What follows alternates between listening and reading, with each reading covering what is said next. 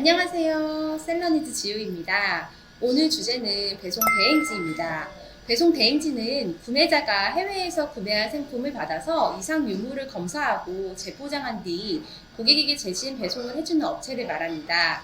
구매 대행뿐 아니라 해외 직구를 할 때도 마찬가지인데요. 알리익스프레스가 아니라 타오바오나 1688에서 구매한 상품은 구매자에게 직접적인 배송이 불가합니다. 저는 구매 대행을 시작하고 중국 7개, 일본 3개의 배대지를 사용해 봤는데요. 지금은 1개 배대지에 정착해서 구매 대행뿐 아니라 사입도 함께 맡기고 있습니다.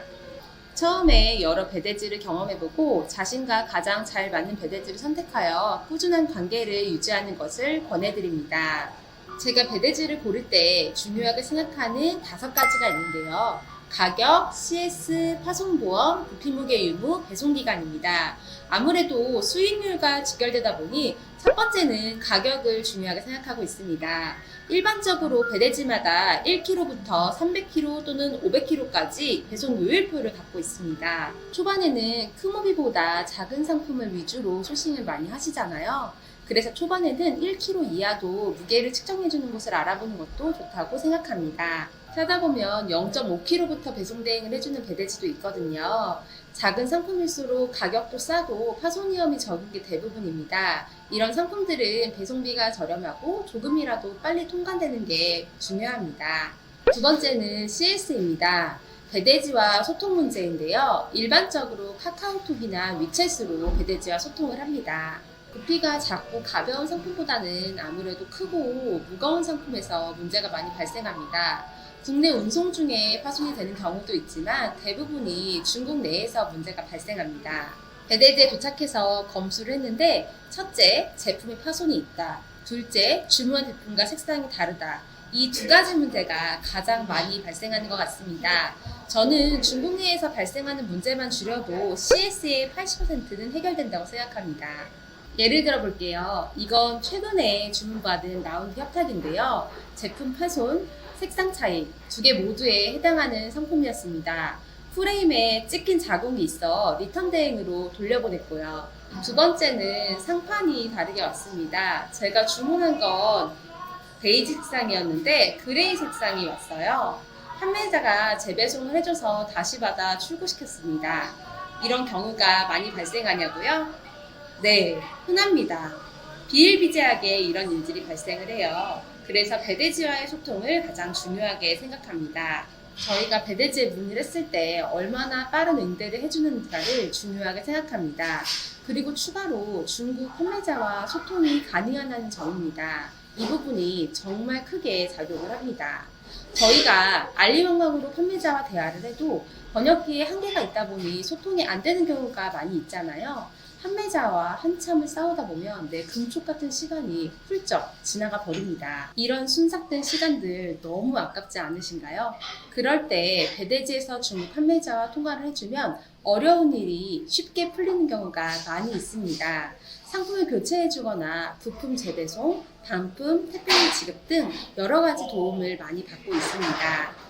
세 번째는 파손보험이 되느냐입니다. 사실 파손보험이 적용되지 않는 상품들이 대부분이긴 합니다. 유리, 대리석, 가구, 도자기 등 일반적으로 판매하는 상품들이 다 파손보험이 적용되지는 않는데요. 고객에게 상품이 도착했을 때 파손이 되었다면 포장 상태, 송장 등 사진을 받아 배대지에 전달을 해줍니다. 그럼 배대지에서 포워딩 업체를 통해 택배사에 보험을 청구하는 시스템이에요. 이런 걸 굉장히 귀찮아하는 배대지도 있거든요. 네 번째는 부피 무게를 적용하지 않는 배대지입니다. 부피 무게가 뭘까요? 판매하시는 상품 중에 크지만 가볍고 비싼 상품들이 있지 않나요? 무게만으로 배송비를 따지면 10,000원이면 되는데 부피 무게를 따지면 30,000원이 되는 상품들입니다. 이건 제가 종종 판매하는 플라스틱 바리게이트인데요. 갓길이나 공사장에서 이동로를 통제하기 위해 사용하는 상품입니다. 이렇게 플라스틱으로 된 상품들은 무게만 따지면 배송비가 싼데 부피 무게를 적용하면 3배 가까이 배송비가 상승하기도 하거든요.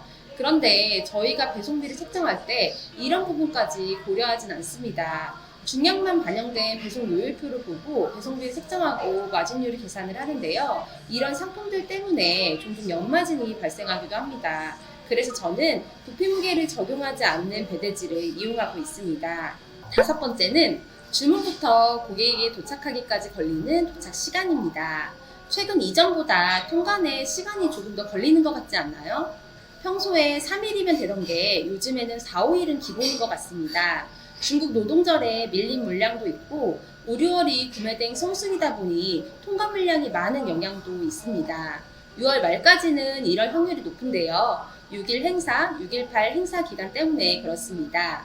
이때에는 셀러뿐 아니라 직구를 하는 구매자들이 많이 구매를 하기 때문에 많은 물량으로 인해 통관이 지연될 확률이 높습니다. 그런데 배대지에서 상품을 잡고 있는 기간이 길어지게 되면 배송 기간은 더 길어지게 되고 이것은 CS로 저희에게 돌아옵니다.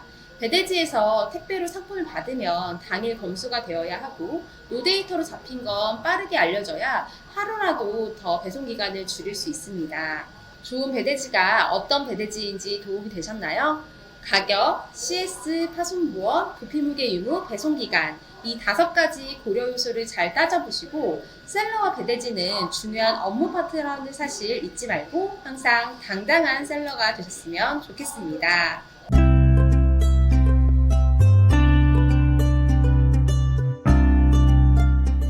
6.1 행사, 6.18 행사가 뭘까요?